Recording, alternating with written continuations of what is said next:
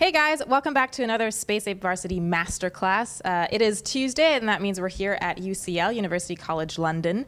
For those of you guys who don't know what Space Ape Varsity is, it's a new program we launched which is going to house all of our collegiate projects. And the first of those are Masterclasses, and those are basically designed to try to give you guys an insider's look at the game industry. So far we've heard from Adam, who talked about game design. We've heard from Andrew, who talked about designing for competition. We've also heard from Tom, who talked about Creative Engineering 101, and today you guys are going to hear about team management, high-performance team management from Pablo. After the lecture, there's going to be time for a Q&A, so for all of you guys here at UCL, you can get your questions ready, and I'll come around during the Q&A section. And for you guys watching on Twitch, make sure that you just throw your questions into chat. We've got our mods ready and waiting for your questions, so we'll come back to those during the Q&A time. And of course, next week we'll be back at University of Greenwich on Monday, and we'll be hearing about UI and UX. And then on Tuesday, you're going to get to hear from me about communities. And after that session on Tuesday, if you are in London, come on over to UCL, because we're going to have a bit of a social at the very end of the lecture just to wrap everything up, and then you guys can meet some of the speakers and stuff as well in person. So without further ado, I will hand it over to Pablo now, who's going to talk to you about high-performance teams. So if you're into esports, all that stuff, he's going to have you covered. All right, Pablo, over to you. I will try. Hello, welcome to everyone on Twitch and here in the university. We're going to talk about high-performance teams today. So let's jump right in. First, personal introduction. I'm Pablo Calvo. I have been working in the industry for over 12 years now across PC, console, and mobile. Currently, I'm working in a marketing team with Deborah, but I have experience in the traditional esports and the esports environment. So I was managing and coaching teams in football, Hearthstone, Overwatch, and League of Legends. About the Space Ape. Space Ape is 6 years old. We are mobile focused. That means that we don't port games, we don't adapt games from PC or consoles into mobile. We create games for mobile, for your mobile device from scratch, thinking how you play with that device. Currently, we have 4 live games, but however, we have several in development, so hopefully you will learn more about those very soon. Last year, we engaged in a strategic alliance with Supercell, the creators of Clash Royale, Clash of Clans, and we are definitely looking forward to keep working with them. What are you going to learn today, which is the key question of the whole thing? So mostly you're going to know how team works, how their dynamics work, and also how your individual traits are going to affect those groups. Lastly, we're going to discuss how you can apply those to your day-to-day life, and also how to improve as an individual in that group. I will mostly use sport teams as an example because they're great for that. So just imagine football is 11 against 11, so the better performer team is going to win. But that doesn't mean it's exclusive to those environments. You can use this in the university, you can use it at work, you can use it even when you play like any online game that is team-based. I will try to keep the presentation short because I am better answering questions than presenting. You will see that in a moment. So we will try to have like a longer Q&A session. Forming to performing. So this fellow over here, Bruce Tuckman, presented for the first time a model that is called Forming to Performing in 1965. And although it's a little bit old, it's still viable in the present times. This model goes through 4 different phases. First one being forming, second one being storming, third one norming, and fourth and last is performing. So forming is a formative phase where teams start to gather and knowing each other. The group starts to setting goals, but in general, everyone is in their best behavior because they are focused on their individual performance, and they are not part of a team yet. Also, at this point, if we want to move forward to the next step, which is storming, members must relinquish comfort and risk conflict. So they have to fight, basically. Once the teams start to clash for power and give their views, so storming starts. During this phase, the first instances of conflicts appear. You will see people competing for status, competing for attention, or even like forming subgroups within the team. During this stage, you will see leaders trying to direct. So basically, it's focusing on communication, focusing on managing the conflict, focusing on stay committed to goals. And if you want to move forward to the next step, the conflicts within the team, they must be resolved.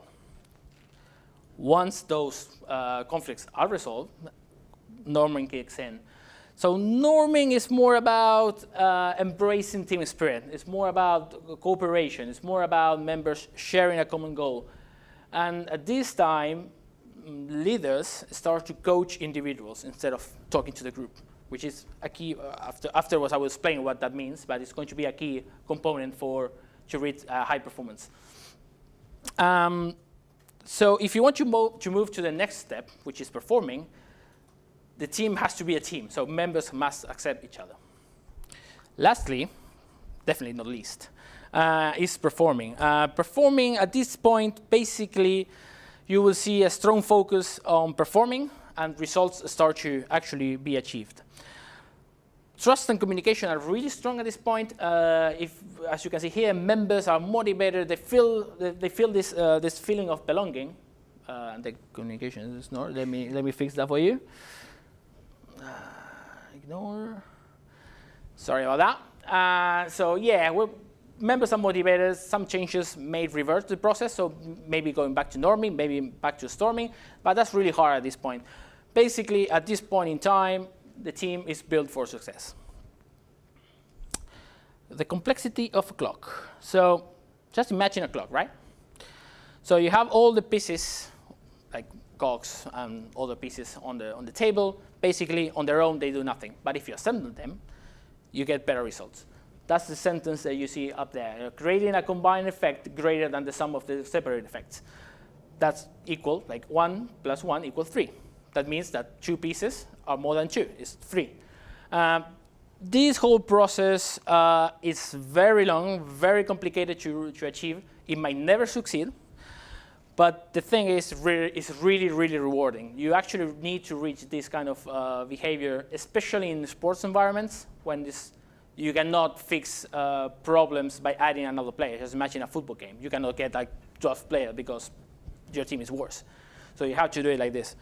I will add some questions in these slides to see if you are actually succeeding on what I'm presenting. The question in this one is, are you connecting with your teammates? Are you helping your colleagues to become a better version of themselves? Healthy communication. So communication, I cannot express enough how important it is to have good, smooth communication in a team. And the tricky part is that it's actually one of the toughest things to pull off. When people communicate, they try to express with words what they are thinking. But at the same time, you have information in your head that maybe the other party doesn't. So communication, if there's a lack of information there, just the communication can break down. That's what you want to avoid. So basically, there are many reasons why this happens. But let's say that lack of communication is one of the best, one of the most popular ones. So some tips for that. So you need to remain positive and informative and as descriptive as you can when you are trying to communicate something. Giving feedback and receiving feedback is another key thing for communication. When you're giving feedback away, try to leave it for strategic times. For instance, in a workplace, in a meeting, right? Don't just stand up and start screaming to your teammate because he made a mistake. That makes no sense. That's very disruptive. In a football game, let's say you're playing football. Let's say we're playing like a game of, I don't know, Overwatch, League of Legends, any game. Don't start shouting to your teammates. Just wait until everyone is there and you say, okay, maybe we should go here, maybe we should gather together. Try to be more positive and pick that right time when they're going to be more receptive. And also about feedback, receiving it is even more important and sometimes is harder to actually achieve than actually give it away. So when you are giving feedback to someone, that's pretty easy. You can basically you say what you're feeling, but receiving it in a constructive way and adapting those ideas can be really hard. That can be really challenging. So don't shy away to receive feedback. Actually, go to your mentors and ask for feedback. Hey, how can I get better? How can I improve this process? Do it all the time. Express your disagreement in a constructive way. This is more like about be constructive. Let's say, like, for instance, I show you guys a game, and you say, like, this game sucks, right? It's like, okay, why does it suck? So it gives me no information as a developer on how can I get better on that. Let's say, like, I know, this game, I don't like the interface. The UI is ugly. I don't know, the gameplay is too slow. Controls are horrible. That's much more informative for me and much more constructive because I know what to do now. Some questions. So only one question this time. Are you being positive and constructive in your interactions with the rest of the team? Engaging with individuals. This is very much related with the previous slide. When we are engaging with individuals, there are mainly like two different theories that come to mind, at least for me. These two theories are transactional leadership, and transformational leadership.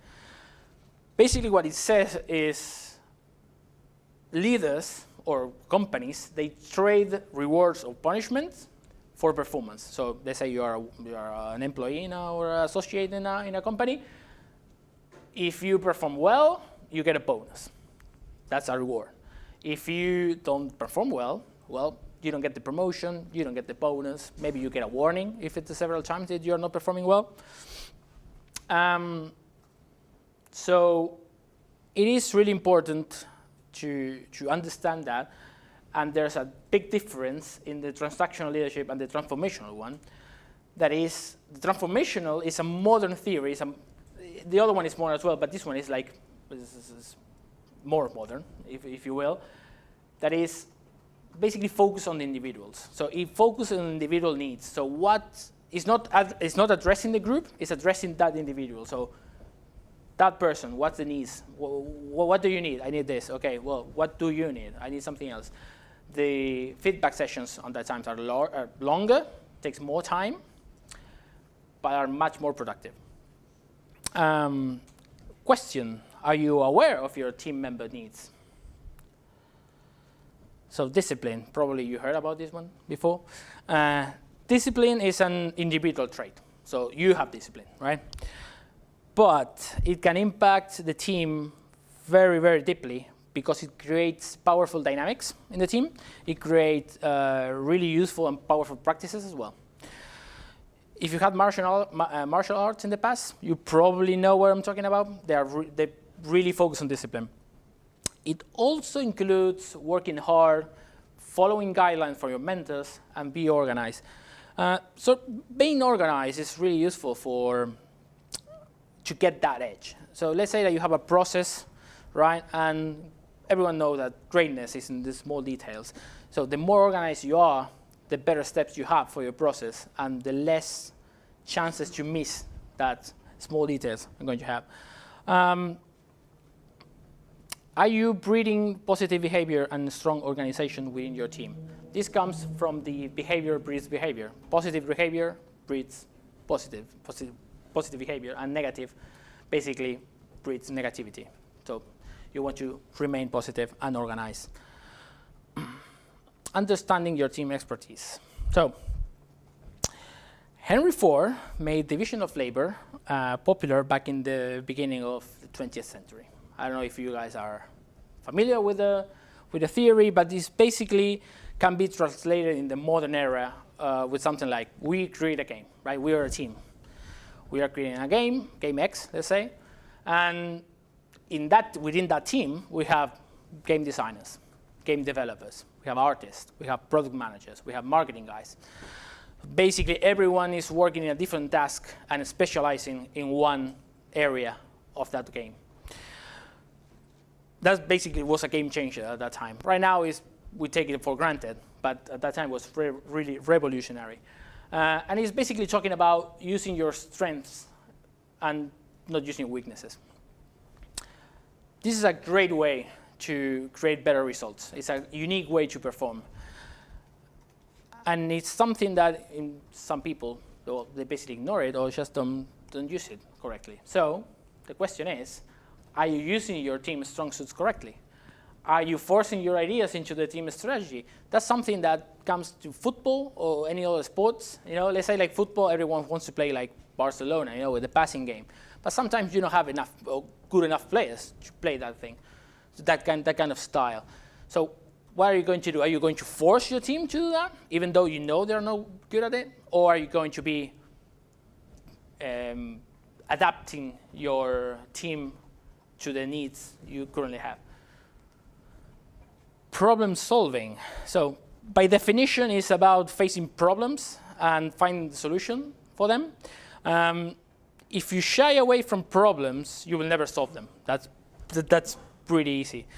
It is important to understand that solutions are hard to find and might take a long time, but at the same time, that's the beauty of it, because they are very, very rewarding. Let's split problems in two. There are more, but let's keep it simple. Short-term problems are interdisciplinary. That means that require team-focused solutions. Let's say 2 players, football example, 2 players fighting, 2 players arguing, a coach putting players in bad positions systematically. That's really easy. That's within the group, so it can be really easy solved with team-focused solutions. On the other side, you have long-term problems coming from higher ranks. That can include, like, let's say a football club again. Sorry, I like football, so I will use a lot of football examples. You have a club that is not performing, right, for several seasons now, like 3 or 4 seasons. And every single season, they have like 2 different managers. They sack the manager systematically. They change players, and the results are not coming. So you see that the problem is not the coach. It's not the manager. They're not the players. The problem is somewhere else. Normally, you will say like it's in the board, right, in the board of directors. That's a big question, actually, that you should apply right now when you get outside of this room. Are there any problems you could be bringing to light in a very constructive way, please? Remember, because, yeah. So let's go to the summary now. So you have like focus on deep connections with the individuals in your team. Be constructive, be positive, and be informative. Stick to your role and be great at it. Discipline and organization will grant you an edge. Be a problem solver, not a problem maker. And give and receive feedback constantly and gladly. Well, let's talk about my experience now. Because, I mean, I'm saying all this kind of stuff, and you will say, how can you actually apply it? I mean, that actually happened, even happened once. Well, yes, it did. And it happened to me, actually. Back in 2016, I was a manager for the EU LCS Giants roster. We had a rough start. I mean, I don't know if you remember that split. There was a spring split. But we had a really, really rough start in the league. We went like 0-8 in the first 8 games. So we were like really bad. We tried several changes. But we finally realized that the issues were deeper than we actually thought. The players were good, clearly, on their own, but as a team, they didn't click. So we saw that the forming to performing actually was failing. We didn't reach the performing stage, even though we tried really hard. So we basically stuck in norming, back to storming, back to norming, and basically it was like that. So we, as leaders of the team, of course, we had to basically hold accountable for that and be self-aware that there was an issue and it's not going to be solved really easily. When I say we, I say like David, one of my friend over there on the left, and me. We were the 2 managers there. So we had to go back to forming, right? So forming basically included replacing 3 players, eventually 4 of the 5 members roster. As you can imagine, it's a really risky move. I will never recommend that to you, but I mean, desperate times call for desperate measures. So we actually do it. We're going back to forming and go through the whole model again. And actually, in this case, it actually worked. So the 4 new players, with the remaining 5th, they actually went through to performing really quickly, like much quicker. And we said, like, whoa, that's great. I mean, we actually went through all that, and we managed to. But to get there, we weren't thinking that was going to happen. But the thing is, like, the new players, they have different traits, right? They have like discipline. They have a much stronger discipline. They have a much stronger drive, in particular. They have better communication. So all these traits we were discussing before, you can see them now. During that season, we saved the spot, the LCS spot. There was relegations by that time. And the next split, that same roster, I mean, actually the 5th left, so we got another one. So basically, we replaced the whole 5 players by the end of the split. We actually managed to get in the 3rd position in the regular season. So you can see that this 0 to hero is actually possible in sports, in your professional life. You will see it all the time. Thing is, you have to try really hard, and also focus on the group performance of the team, not just the individual ones. And you should never be afraid to take the challenge of going back to forming, even though it's a longer process. So what now? Let's say you get out of this room. What are you supposed to do? So I will show you some traits of high performance individuals, and you will see if you actually have them or if you should need to get better at them. So they are passionate. They are driven. So they pursue that goal. They don't stop. They are creative. They think outside the box. They try new things. They are disciplined. They are self-starters. They are organized. They are perseverant. They don't cower when challenges arise. They actually face it.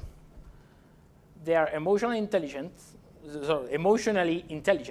They have like pristine communication. They're really good at communicating. And some tips also, because of course you have to get some tips too. When I say learn your stuff, I say do your research, right? So being a high performer is not a one-day thing. Definitely you cannot get lazy with it. I will recommend you 2 really nice reads. The first one is the little book of big management theories. It's a brilliant book. You will find over 100 different management theories that you can adapt to your repertoire.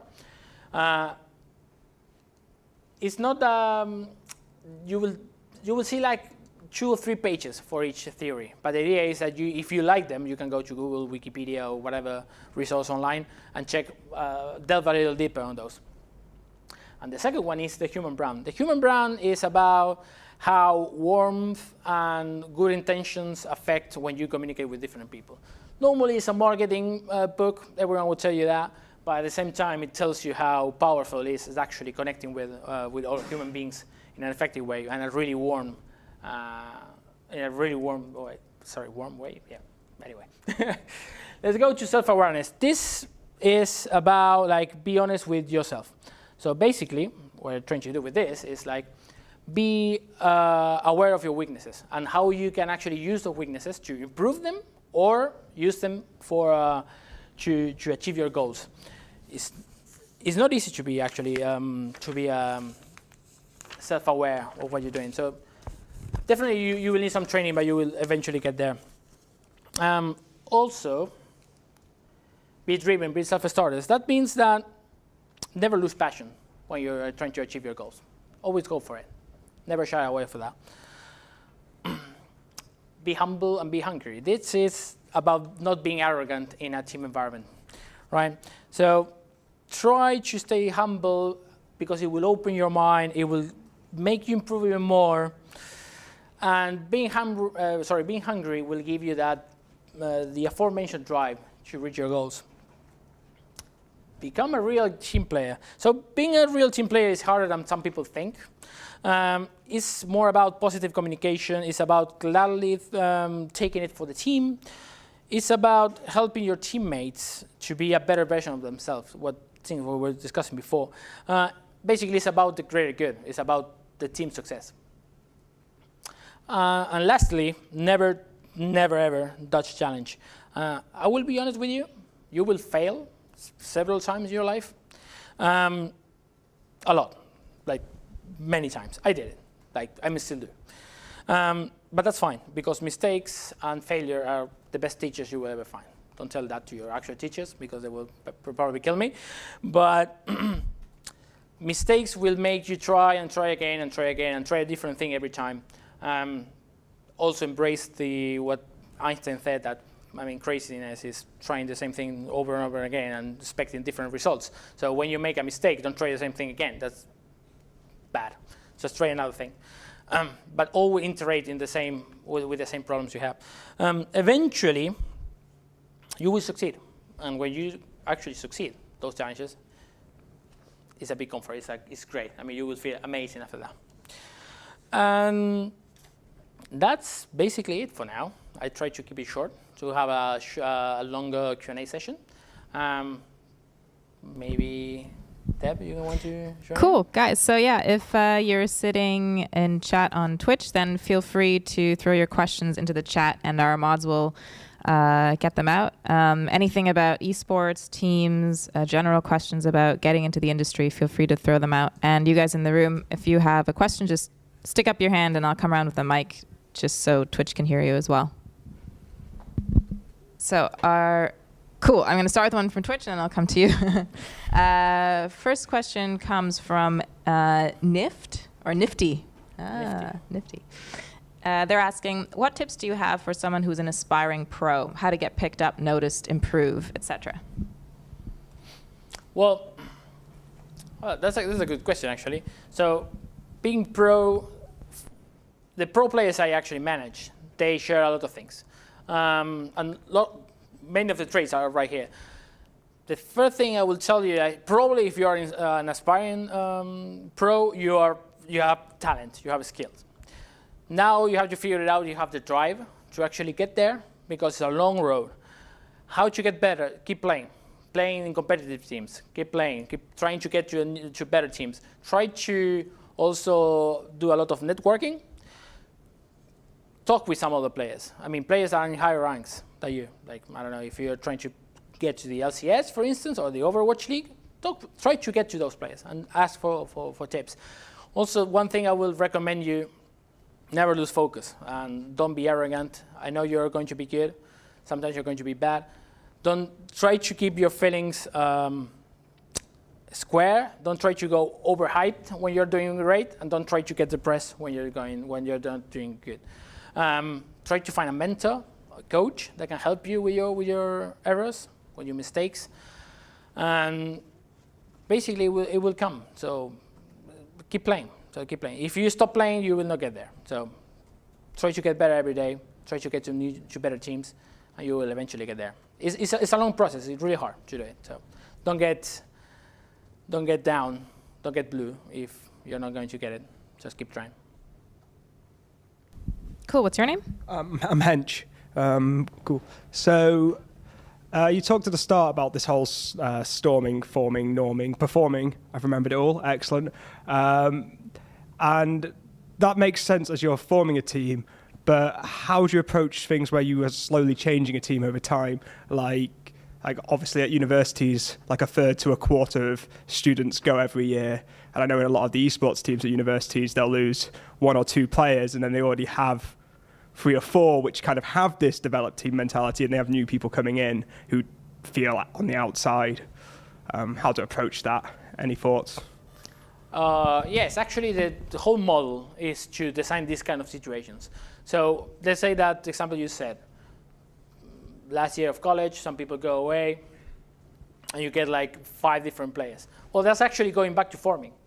So what you have to do is run the model all over again. Forming teams is really complicated, but actually this model is exactly what you're looking for. Try to study it. Try to see how can you form teams more effectively, and run it through the model systematically every single time. If you feel like instead of, I don't know, you have 5 players and 2 are leaving, forming is also, maybe it's too much going back to forming, you will get to storming basically for free, basically, at that time. Storming is also about leadership. So it's leadership in when there's a, let's say the captain is leaving and there's like that hole, right? And someone has to fill that role. That's when the storming comes. There's going to be a lot of clashes within the players to get that status. If you are the leader of that team, you have to guide them through the process. There's no easy way to get it. I don't know if I answered your question right now. Mostly. Okay.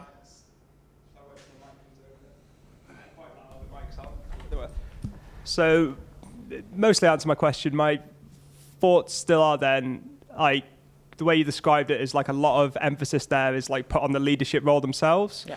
Like, is there any thoughts on how to try? Is there any way as a player who's not taking a leadership role, you can help the process through? Or is it is the model largely leadership led? If that makes sense. Yeah, so the model is more about leadership, yeah. So it's more about like the leader, like guiding through that process. If you're just a player, you will have to content yourself with the whole like trying to improve as an individual. How can I be a better team player? That doesn't mean that you should not engage in the conflict. As you said, like Tuckman is actually saying that you have to engage in conflict. You have to clash for status to actually move through the development group. For the group development model. So you as a player, or as a member of a team in an office or in the university, you have to try to focus on yourself, how to get better, and listen to the leader that's actually going to guide you through the model. Hey, my name's Iggy. Pablo, what's your favorite football club? So as anyone knows, I'm Spanish. So everyone knows I'm Spanish. So it's Real Madrid. Yeah. Here in England, I don't have any. So I will have to, I don't know, maybe the closest one to my home, Fulham. Oh. Okay. And what was the name of the author of the forming theory? From the forming to performing is Bruce Tuckman. Bruce Tuckman. Yeah. No worries.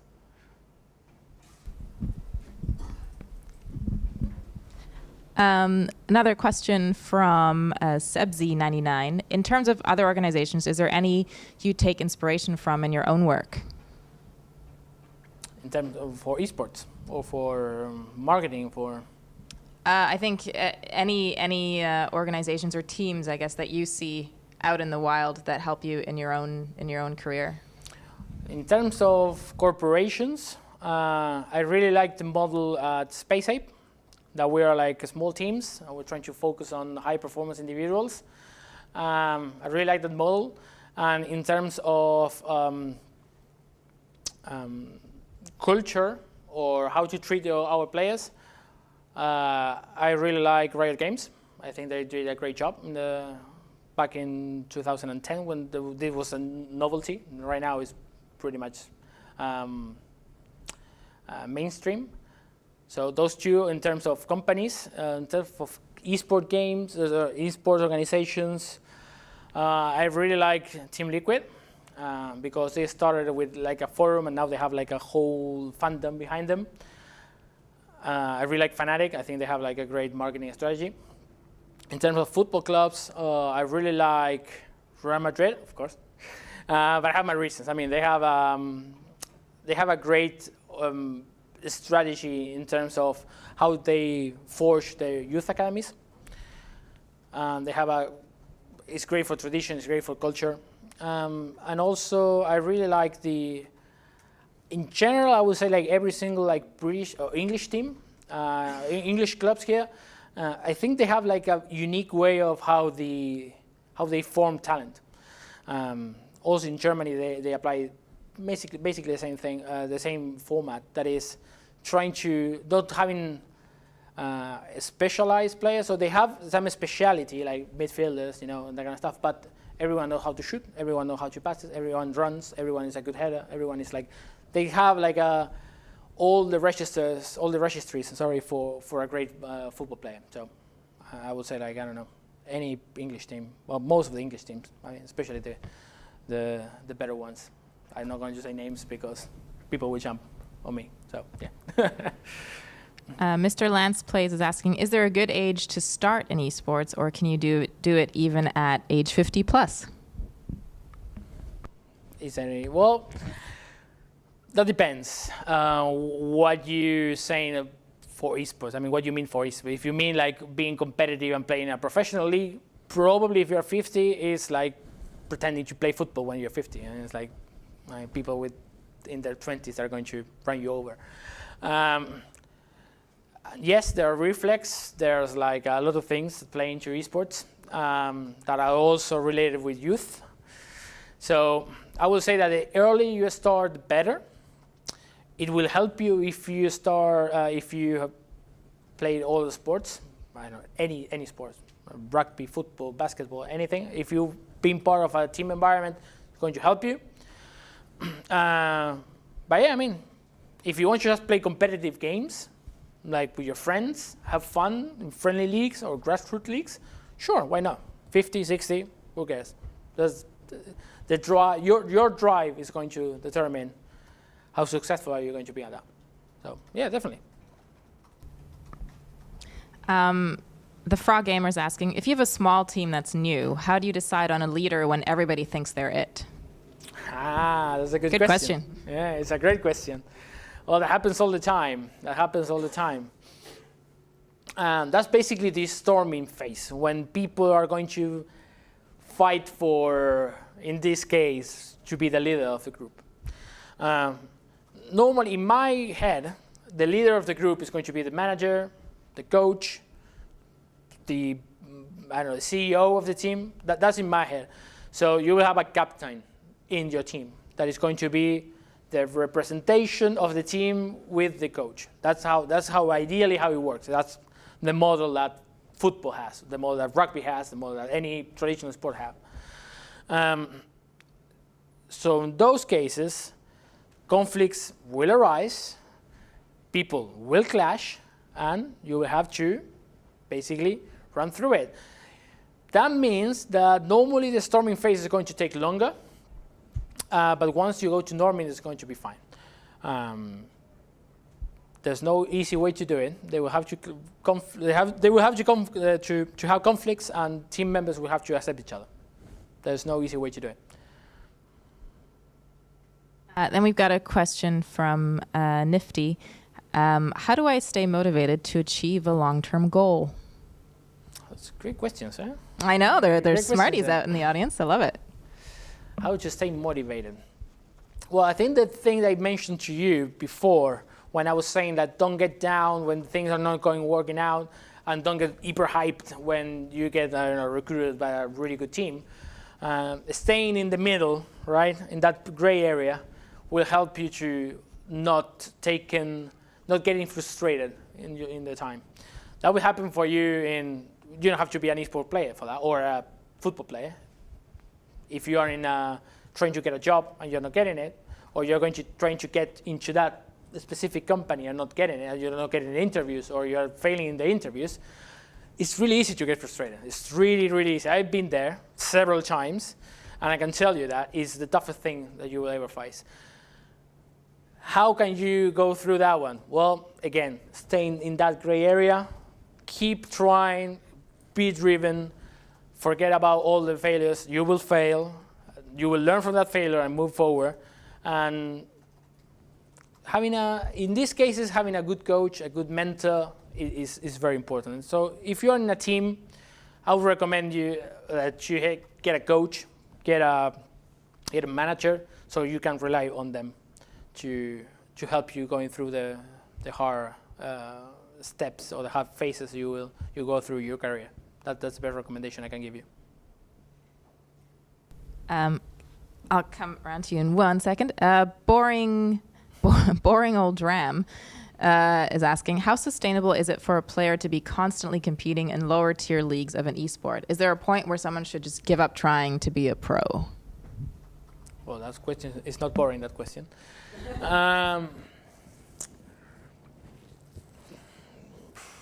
I will have to think about this one because it is a tricky question. By lower, if you mean like, let's put like the classic like bronze to diamond, right, division. So if you are playing in silver for 2-3 years, you probably won't get there, right? I mean, probably you will realize that after a year. That means that you should stop playing altogether. Probably no, you should keep trying to get there. Maybe your goal, so this is about like setting goals. When I play any game, I set my goal to be, I don't know, gold, right? A gold player. Because that's like above average, but it's not like really hard to get. So once you get there, you can push for platinum or you can push for diamond. So basically setting the realistic goals in your career or your life and try to get there. And once you get there, you can go to the next goal and then to the next goal. That will save you a lot of frustration because you will basically avoid all the frustration altogether because you can get there. If you want to be a pro, this is the thing. So there's going to be people that have like more talent and more skill than you. That happens all the time. So you can compensate that with hard work, discipline, being organized, well, the things we were talking before, being a better team player, sacrificing for the team, being a key, the shot caller, for instance, for I don't know, League of Legends, Overwatch, any team, any team-based game. So you can go that way. Maybe you don't have the mechanics, the skill set to get there, but you have other skill set like communication. So maybe you can try another aspect of the game to get there. Probably, as I said before, if you are platinum, you are diamond, you can get to pro. If you are silver, maybe that's more complicated. Cool. Question. You talked about, it was one of the other questions, we're talking about picking a leader, and you're saying there's often a natural leader like a coach or a CEO or your boss. Do you have any advice on, we've all been in situations like this, when we're in that situation, however our boss, coach or leader isn't a natural leader, they're just somewhat, especially at university teams, where often you'll see 5 players put on a team, the highest ranked player is captain, they're not a leader, but you end up in this weird power vacuum. Is there any advice on handling that situation? Oh boy, yeah, I've been there. How do you deal with bad leaders? Oh, I've been there several times. Yeah. So first of all, very bad situation. You don't have to be a natural leader to be a good leader. You can learn your way in, right? But let's say that this person is not willing to learn that. How can you solve that, right? Because it's like, I mean, you can clash for power. I mean, if you are more experienced, you can clash for power. By clashing for power, I'm not saying like go there and punch him or like kick him. You know, it's more about like, you know, help him, support him on how to get better. If you feel you're a better leader or if you have a better understanding, how management works. You should go there, don't shy away, just present your ideas. That's what I'm saying before when you say disagreement. I mean, it's not bad to go there and give like constructive feedback to people. And say, go there and say, you know what, I feel you're doing this incorrectly. I think people are getting frustrated because our goals are not aligned with our skill set. How can I help you, right? Are you comfortable like leading the team? Well, some people will say, well, actually no, but I took the responsibility because I'm the guy with the older here, right, or the elder in the team. So some people actually feel comfortable to say like relinquish that leadership to you if you feel like you are a better fit for that.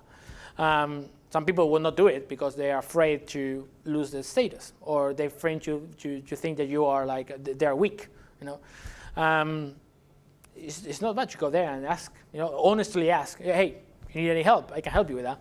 I mean, people are getting frustrated. We don't want to get to a situation when everything's going, down the toilet, and we have to say before. So, being honest with people, like straight up. I think it will give you a lot of quick victories. Monsieur News is asking, when hiring, what do you look for regarding leadership or team building? So in candidates, what do you find most appealing? For leadership positions. Yeah, especially if you're in an interview, what do you look for? Communication, 100% communication. How people communicate will tell you a lot about them. So there's some people that will, if you're in an interview, they will say yes, no answers, really short, not very nice. I mean, a team environment is going to be, soft skills are going to be one of the biggest challenge for leadership, right? Not for, if you're a developer or if you're an artist, there's another skill set coming in. So I'd rather have for an artist, I'd rather have like a guy that is technically excellent and maybe lacking in some communication, in some soft skills. Soft skills are much easier to acquire with time. Or some people will say it's the other way. But I will definitely go for leadership status. Soft skills is number one thing I will focus on. Cool. And Boring Old Ram, who's not boring, is asking, are there business or finance-oriented jobs in esports? And if so, could you give an example? Thanks, Pablo. Sorry? Are there any business or finance-oriented jobs in esports? And if so, could you give an example of what that might be? Yeah, bigger organizations have a lot of like finance, business behind it.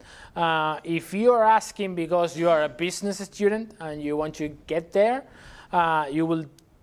I know that some teams here in London, for instance, Fnatic, they were looking like a finance guy a few months back, and some of the teams, like probably in the US, because there's like more money and there's more infrastructure behind the teams, I would say that there's a lot of market over there for that kind of things. Some of the other teams are. The esports industry in general is very young. It's getting bigger and bigger, and now organizations are larger. But finding those like finance guys, business guys is going to take some time. Normally, the founders are taking those responsibilities. But probably in the future, definitely.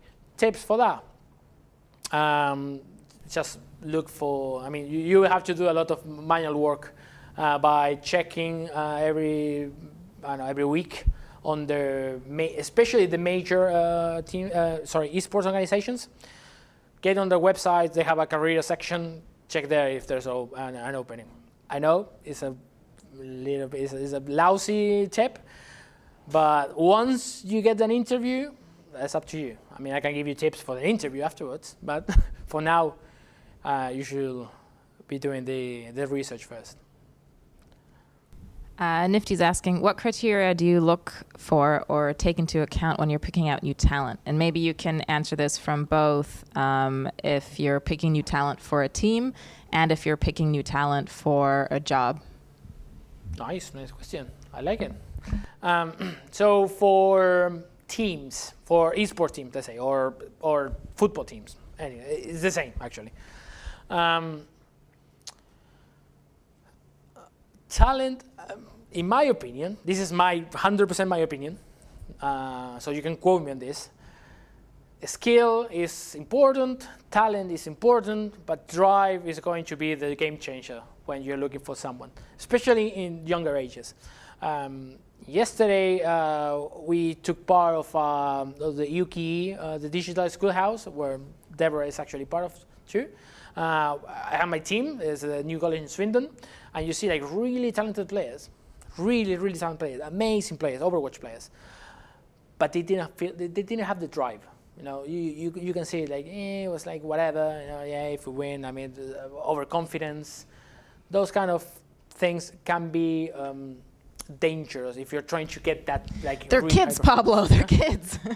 I know they're kids. Don't take me wrong. Okay, don't take it wrong. It's like, I'm not saying like I'm blaming people, but also there are some kids, like especially in football, where the tradition is much older and the discipline is much higher, that you see when they are like 15, they are super driven, like more driven than me. They just want to get there and get to the first division. They want to play with the first team, even though when they are 15. There are some players, Agüero, he plays in Manchester City now. He played for Independiente's first team, it's in Argentina, when he was 15. So you see the drive in that player. You see the talent, but you see the drive as well. Because a lot of people are going to be driven. Sorry, there's going to be talented, but there's not many that are going to be talented and driven. So, in my opinion, when I look for talent for both teams, like sport teams and company, I would say drive is one of the number one traits I will look for. And if you go for that depends on the role as well. So that's the other part of the question. If you're going for an artist, as I said before, I will look for technical skills. If I'm going for a marketing guy, soft skills are really nice. So for leadership, as I said before, soft skills for me is number one. So yeah, I mean, that depends on the role. If we're talking about like companies, drive if you're talking about sports, 100%. Question for companies, if you're talking about, you said drive or soft skills is the most important? That depends on the role, I would say. Drive is important. Drive is important. How can you demonstrate that you have drive in an interview? Well, you can lie in the interview, right? So you can what I'm saying. Wait.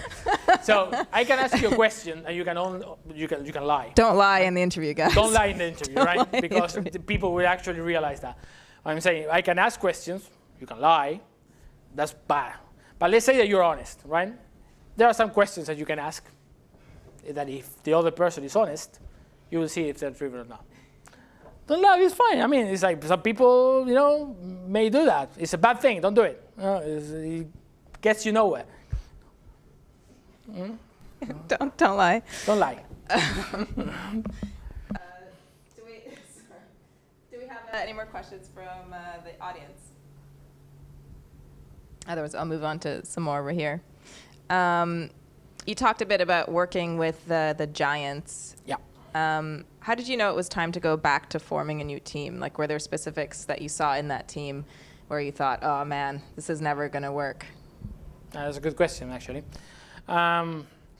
So we did a few tweaks, right? So sometimes, let's talk about League of Legends. Maybe if I'm getting too technical with League of Legends, sorry. There are like team compositions. So we try different team comps. You see it's not working. You try the shot caller. You see it's not working. You see that you're trying different things with the team. It's not working. You see communication is not flowing. You're trying to coach people on how to communicate properly. It's not working. So it wasn't like we were like 0-5. I woke up and said like, yeah, scratch the team. We're trying something else. Because that's the last resource. You have like several resources before that, and you try everything there, and then if it's not working, you go for going back to forming. Because forming is really risky, because basically you are creating a new team from scratch. What if all this happens again, right? So what happens if the teams that you get, the players you get in, the 4 new players, they have the same problem? You are back to square one, but after like 4 weeks of competition, so you have less time, and basically you lost all the work you already did with the previous group. So it can be a catastrophe. So you really have to go through every single idea you have before going for nothing else working, we have to try with a different group. Okay, real quick. Psycholo Geeks is asking, what's your prediction about the future of esports generally, like 4 or 5 years from now? What's it going to look like? And then there's one more after that. Oh boy. Well, I will try to keep it short then to fit the other question. Great. Magnificent. Brilliant. That's the definition of how esports is going to be in the next 4 or 5 years. It's going to be the revolution of the 21st century. You can quote me on that one.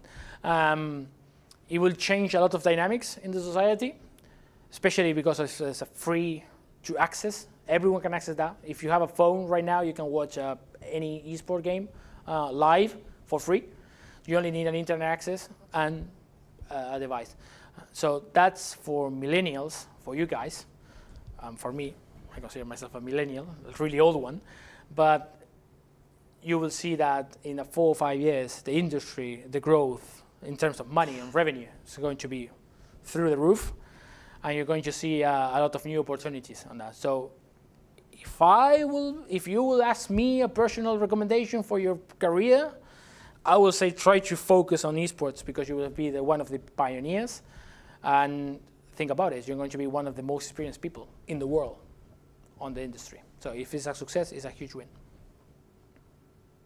And Froggamer want to know what you think about PUBG's push into esports.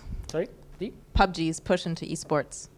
Player unknown battlegrounds. PUBG, okay. Well, yeah, okay, yeah. I will confess I never play a game of PUBG. It's good. I mean, everything can be an esport, literally. Like any game can be an esport, if you manage to do it properly. It has to be competitive. Of course, Candy Crush is not going to be an esport. Build and battle games are not going to be an esport. But everything that is multiplayer, synchronous, and team-based, it has to well, it doesn't have to be team-based, because Clash Royale is actually an esport, and tennis is a sport, and it's a one-on-one game. So everything that is competitive is multiplayer, synchronous, has like competitive nature. It can be an esport, and so PUBG, yeah, definitely. I mean, it's a huge success. I mean, Andrew mentioned the game here last week, and I agree with him. It's like one of the biggest success in gaming industry in this year, last year, and probably 5 years back as well. So I foresee a lot of future. I see a lot of like similar games coming out. I mean, namely Fortnite, that's actually releasing a mobile version of the game. So yeah, hopefully it succeeds, because I want to see a lot of esports. I want to see like all the like tennis, football, hockey. I mean, if you see, like, there's a lot of sport. I mean, I don't like cricket, but a lot of people love cricket. So yeah, I mean, hopefully they made it. Okay, last question. Quinn Cowan is asking, what should I do to be a part of esports in the future? I currently study technology and design at university, but I've always loved gaming. Would be my dream to be involved in esports. Oh, well, that's really easy, with a catch, right? So it's easy in the way of, it's up to you to get to esports. The thing is, right now, the landscape in esports is really not very populated, right? So there's a lot of people that play the game, but there's not a lot of people that are actually staffing the games, or the teams behind those games. So you see a lot of like, let's talk about like LCS, right? One of the biggest venues of competition in the whole world. Here in Europe, you see the staff behind the teams are 3, 4, 5 players, right? If you go to football, you see like 30, 40 people behind so they have like the guy like getting the balls, the guy talking with the referees, everywhere. So there's a lot of people. Eventually we'll get there. So right now, if you jump right now, you will get basically the head start to be one of the most experienced guys in esports. So my recommendation to you, try to get into an organization. If you're not playing, try to help with anything, like managing the team, helping with the emails, helping with anything they can. I mean, getting the scrims, for the practice games. Social media, there's a big entry there. You can go to help them with the social media, answering the Twitter accounts, managing their Facebook, creating art for them. So that depends on your talent in particular. So if you're an artist, you can do graphics. If you're a marketing guy, if you're a, what was the example he said? What is the guy is studying? Engineer, right? Technology, I think. Design technology? Design technology. Well, you can definitely do something for them, Definitely something. I mean, and even if it's not your expertise, you can try something else. Don't worry. Just the idea is to get into that organization first. And cool. That is all the time we have for now. But thanks so much to Pablo for giving us this insight into teams and esports. Let's give him a hand. Thank you, Pablo. If you guys are interested in more classes, we will be holding 2 more next week. On Monday, we'll be talking about UI and UX. And then on Tuesday, we'll be talking about communities. So competitive communities, regular communities within games. So come on and check that out. And as I mentioned before, on Tuesday, after our last class, we're going to have a bit of a social at UCL. So all of you guys who have registered for classes in the past, you'll be getting an email about that. If you have not yet registered for a class, make sure that you do, because then you can also come to the social at the end and hang out with us for a little bit and meet other students. I think Nick has put up the schedule as well, so if you want to sign up for classes, and make sure to check out our social media for registration links where you can check out more classes and sign up. For now, that's it for us, but we'll be back next week, Monday and Tuesday. So Monday at 6 p.m. GMT, we'll be at the University of Greenwich. So we'll see you then. Thanks, guys. Bye-bye.